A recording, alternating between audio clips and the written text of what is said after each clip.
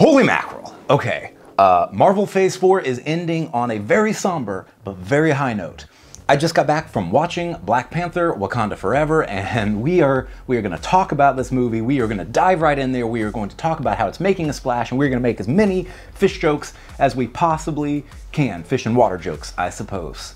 We are going to start with a spoiler-free, just like very highlight-driven review here, and then want to dive in and talk about one specific aspect of this movie that I think really makes it stand out. There are a ton about this movie that I want to talk about and I need to think more on, and I will definitely make future videos about this Black Panther film, but this is right after watching it, so we're gonna narrow the focus. I'm gonna talk about the one like set of things, the one kind of area that I keyed in on and really impressed me, which is very focused on the themes and on the antagonist. And hey, before we jump into that, if you guys are new here, first of all, I don't normally do this, but hit that subscribe button. I am getting closer to 1,000 subscribers every day, and if you could help me push further, I mean, obviously only if you enjoy this content and you enjoy the video, go ahead and subscribe. If you don't enjoy what I'm doing, don't subscribe. I don't want you here if you don't enjoy this, but if you do, please subscribe. It would make a huge difference if you can help me get to 1,000 subscribers. But if you're not new here, or if you are, you might notice something hanging into the frame here. We're gonna get to this in the video. I wanna introduce you to my new friend, my dumbest, greatest purchase that I may have ever made. He has a name, I've named him. We'll get to it, but you're gonna have to wait till the end of the video to meet him. I promise it will be worth it if you're a hyper nerd and you like cool crap, okay? Now, let's jump in to the mini review and then we'll get to the spoilery stuff. All right, so highlights of this movie, just real quick here. Obviously, Ryan Coogler is an amazing director. We've established that. He has made his mark with several films, but of course, most notably for this, the original Black Panther was amazing. It got Oscar buzz. It was fantastic. We all know that, and he replicates that here. He's amazing at telling a thematic, character-driven, very tight, very emotional story, and that is true again with Wakanda Forever. Especially when you consider he had to pivot really hard to get this movie out because of the passing of Chadwick Boseman. And the movie is, as expected, a very fitting emotional tribute to Chadwick and to T'Challa. It's very fitting, it's very appropriate, it goes right up to the line of what it needs to do before getting too close to reality. The actors do a phenomenal job. I had very high expectations for this film, and I did not, though, specifically have high expectations for Letitia Wright and for Shuri. In fact, I was one of the people who early on was very adamant and hopeful that Shuri would not become the new Black Panther. I don't think it's spoiler territory to say that that's where the film goes. I'm gonna count this as a non-spoiler thing. So sorry if that's a spoiler to you, but I mean, it's pretty obvious in the marketing. But I am also happy to report that Letitia Wright and Shuri really blew my expectations away in this film. Let's go! Before this movie, I viewed Shuri as kind of a quip bot. I'm coining that term. She was a quip robot. Like she had funny, crazy things to say and did her science, and that was it. Like, she didn't have much to her character. But in this movie, they really amp her up. And all the rest of the cast is, of course, also amazing. Angela Bassett is, as expected, a powerhouse. She is just regal AF in this film. Winston Duke, always amazing as M'Baku. We have Lupita, we have Okoye, we have all these characters returning. We have Dominique Thorne showing up as Ironheart. She also does a great job. I will say, just kind of in the critical review portion of this, that her character, while she fits the motif, I see why she's there, she does ultimately feel a little bit more like a plot device than a character. But the actress does a fantastic job. It fits the motif, and overall I'm happy with her inclusion. I can't think of much that I didn't like about this film. The one thing that comes close to a complaint for me is that the music, while amazing, does feel like it's sometimes underused. And of course, I love M'Baku so much and Winston Duke that I'm going to claim that he was underused in the first 2/3 of the movie. It makes sense from a narrative perspective why he wasn't used very much, but to me, criminally underused until 2/3 or halfway through the movie. Then he starts to show up more, and it's great, as usual. We should find the fishman and kill him. It's a very thematic movie, and of course, we have this guy. Call me Namor.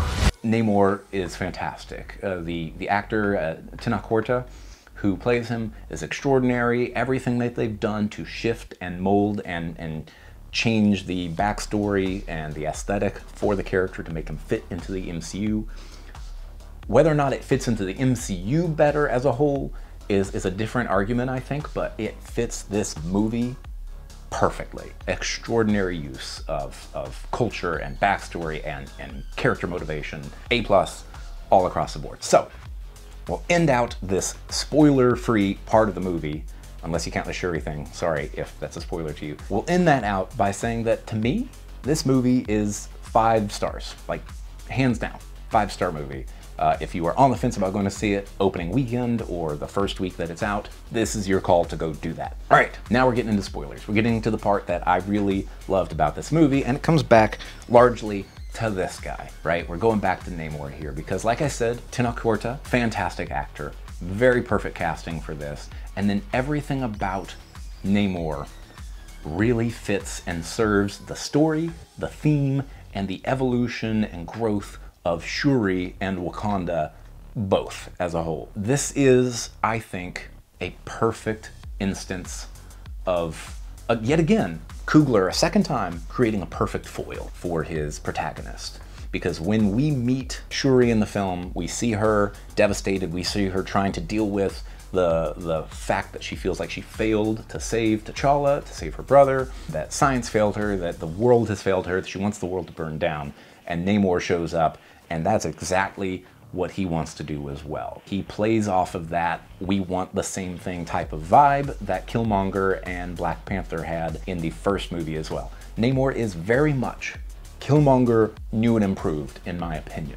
He has the exact same motivations that Killmonger did, but with a different perspective and for a different, less personal reason, and a more idealistic, more arrogant reason, which is perfect for Namor. If you're one of the 7 Namor fans out there, you're gonna love what they've done with this character, I personally think. They've captured the essence of Namor the Sub-Mariner perfectly. Sure, he's not in Atlantis, he's in Talokan. His backstory is different than what you expect, but everything about his character, the arrogance, the forked tongue, the ability to just do what he thinks he needs to do for his people, and that love for his people, and that holier than thou arrogance to believe that he is right when the rest of the world is wrong. It's all there. And his motivation, where Killmonger grew up in the modern world with the systemic hand-me-down effects of racism and colonialism and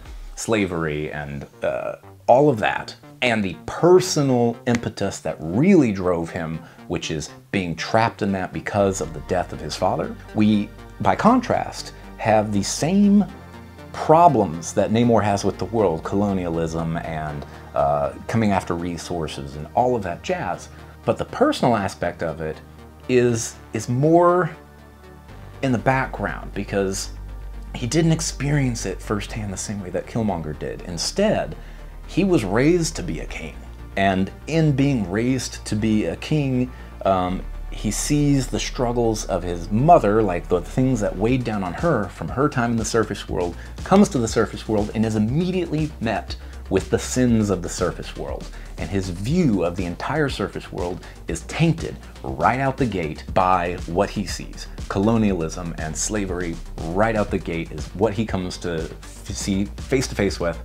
And thinking himself a king, thinking himself above it all, and rightfully so angry at what he encounters, decides to burn it all down right then and there. He is Killmonger 2.0, but the idealistic, true king version of him. And it works gloriously because when you pair him up against Shuri, Shuri also wants the world to burn. She has seen this before, but she has not had to make the same choices that Namor or Killmonger or T'Challa have.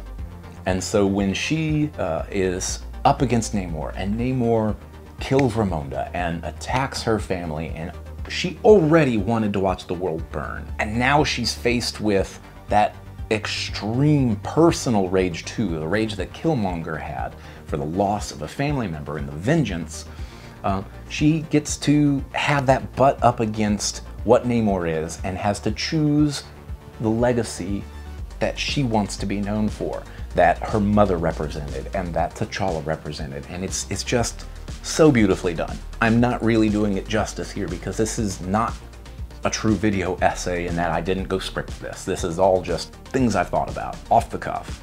But I absolutely love that about Namor. I think Namor is the perfect addition to the MCU. He is a new caliber of villain, right up there with Thanos and Killmonger, the MCU doing things right. And I'm so glad they didn't kill him off, because at one point in the movie, if you've seen it already, you know, it really looks like they're killing him off in the final battle. But they don't, and I love it. And even in Surrender, Namor is scheming, which is why I say again, perfect rendition of Namor. Like, he's thinking 3 steps ahead still. I can't wait to see what they do with him in the future. A couple little notes that are not on that point, but still kind of related to Namor, and then we'll wrap this up, and I will introduce you to my friend up here, and you can go watch some more videos from me before I, you know, go start working on the next Black Panther video. Namor's Introduction, outstanding. Loved it. It's got this very horror vibe. We have the siren call being introduced of the Talokanians. It's just so haunting. The deaths of all the people on that ship, you know, jumping off into the ocean. It's like a good version of that really terrible M. Night Shyamalan movie where the trees make people kill themselves. Whatever that movie was called, I can't remember. Good version of that. But then Namor himself, when he's introduced, dead of night, darkness, lightning everywhere, helicopter, the Lake Bell's character thinks she's escaping, and then bam, something grabs them. It's like a Jaws moment, right? Or Michael Myers in the Dark type moment, right? The monster comes out of nowhere, you can't see them. He grabs a helicopter, brings it down, and then we finally get a glimpse of him, just this silhouette in the dark, lit by lightning, thunder crashing, haunting, beautiful, perfect introduction for an antagonist. Loved it. But my other big thing that I loved about Namor from a technical perspective, and then we'll get to the introduction up here. I know you're itching to see who this guy is. The sound design and the visual design for Namor. Visually, the way that he moves through the air is just extraordinary. It's not like Superman, it's not like Captain Marvel, it's kind of a new, different thing. He kind of runs and darts through the air super fast on those winged feet that should be ridiculous, and it makes him feel dangerous, it makes him feel fresh. Absolutely love that. But even better, the sound design. Again, those winged feet should look ridiculous. They even look ridiculous in the comics. They look ridiculous when they were introduced. The fact that they have stayed a part of his character this long is extraordinary. But when he's presented on screen with those, the first time that we hear those winged feet, they don't sound like fluttering. They sound like, to me, a rattlesnake rattle. They feel dangerous. They sound dangerous. And I think that choice is maybe the most important small choice made by Ryan Coogler and his team. Makes a character that looks just out of context, a little bit silly, feel dangerous as hell. But that's it. That's all we're going to talk about for the movie. Let's meet this guy. If you don't want to stick around to meet that guy, I'll stick around and click on whatever video I put up here, because it's going to be another video essay on superhero stuff. So if you like that, stick around and don't forget to subscribe. Let's go meet him. Film friends, ladies and gents, allow me to introduce you to Pyros Dormu. That is what I've named him. If you understand why I've named him Dormu, then comment down below why you think I've named him Pyros Dormu. You'll probably get it if you've played a game that's been around for a very long time. Pyros Dormu is from Distortions Unlimited. They are in no way a sponsor of this video. I just absolutely love it and I had to show it off. This is the dumbest purchase I've ever made. No regrets. Thank you guys for watching so far into the video. If you have any thoughts about Black Panther Wakanda Forever, about Pyros Dormu here, or anything we've talked about today, please leave them in the comments down below. I read each and every one of them, and I will see you guys in the next video. Yeah.